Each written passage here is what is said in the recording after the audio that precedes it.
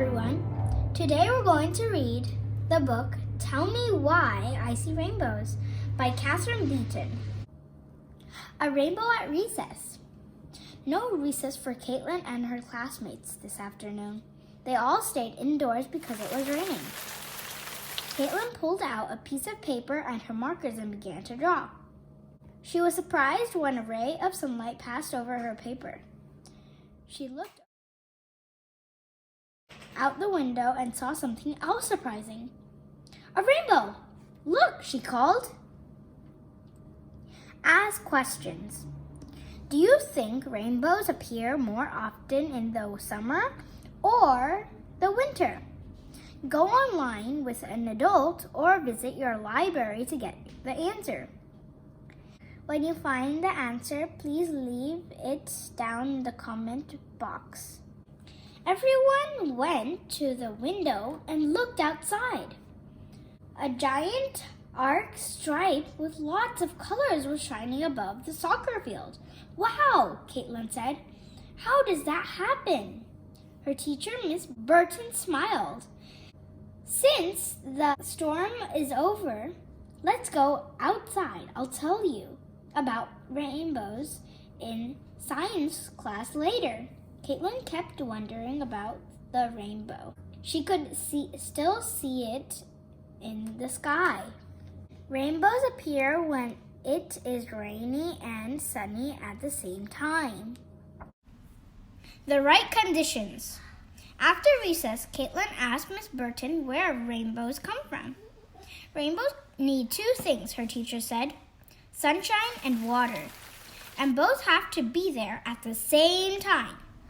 That doesn't happen much, said Max, one of Caitlin's friends. That's right, Miss Burton said. It sometimes happens near the end of a storm. First, the light from the sun shines through the rainwater. Then, the rain reflects all the colors back at us. Rainbows sometimes appear in a waterfall or near its spray if the sun is shining. Let's talk a little about how sunlight works, Miss Burton said. She explained that the rays from the sun are different sizes. Light with a long wavelength looks red to us. Light with a short wavelength looks violet. The medium-sized wavelengths make shades of orange, yellow, and green. So the sunlight can be different colors, Caitlin asked. Not exactly, Miss Burton said. We just see different colors. Violet has the shortest wavelength. Red has the longest wavelength. White light and raindrops. A ray of sunlight is white light. White light is made up of all the colors combined. When this white light hits the rain, all the rays change directions. Each color we see depends on the angle of the sunlight reflecting off each raindrop. The white light's angle changes as it passes through the raindrops. This makes the raindrops reflect all the colors. Okay, Max said, but where was the rain? Yeah, Caitlin said.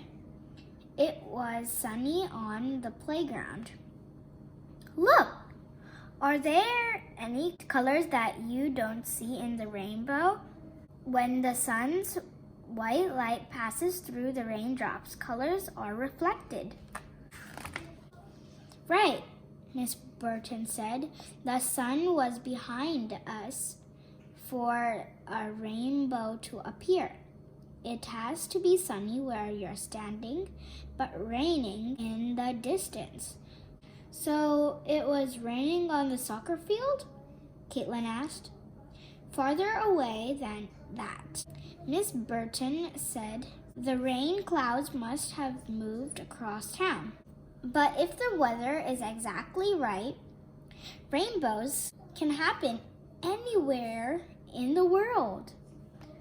You see this rainbow because it is raining on the other side of the buildings and the sun is behind the photographer. A trick of the light. Max was using crayons to draw a rainbow. His rainbow looked different from the one outside.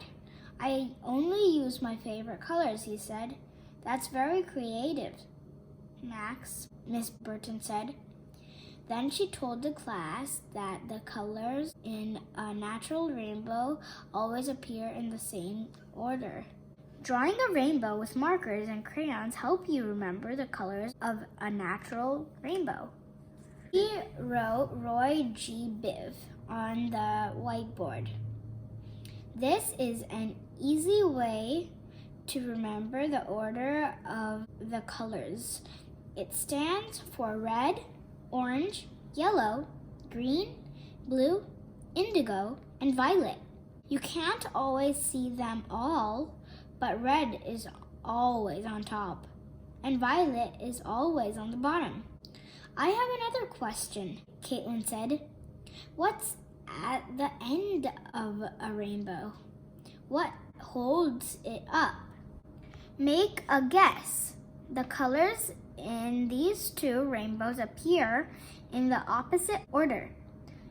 Can you guess why this would happen? The first and brighter rainbow is called a primary rainbow. The second and more faint rainbow is called a secondary rainbow. A rainbow isn't solid, Miss Burton said. It's just a trick of the light. If you walked close enough to touch it, it would just disappear. Look, said Max. He pointed to the window and the class crowded around. The rainbow is gone. Miss Burton smiled. They don't stay for very long, she said. That's what makes them so special. You can make your own rainbow by spraying a garden hose on a sunny day when the sun is directly behind your head. Think about it. You can create your own rainbow. Ask your parents for help using a garden hose. Hold it up to the sunlight and put your thumb over the end when it sprays. Do you see a little rainbow across your garden? Try twisting the nozzle to adjust the size of the water droplets. What happens? Find something in your house that's small and that you have many colors of. Think of beads, building blocks, crayons, or fruit-flavored cereal. See if you can arrange the objects into arcs on a table using Roy G. Biv to help. Take a photo. Send it as a comment below. Thank you for watching this video. Please subscribe to this channel and don't forget to ring the bell. And yes, please suggest books you want me to read. Happy reading!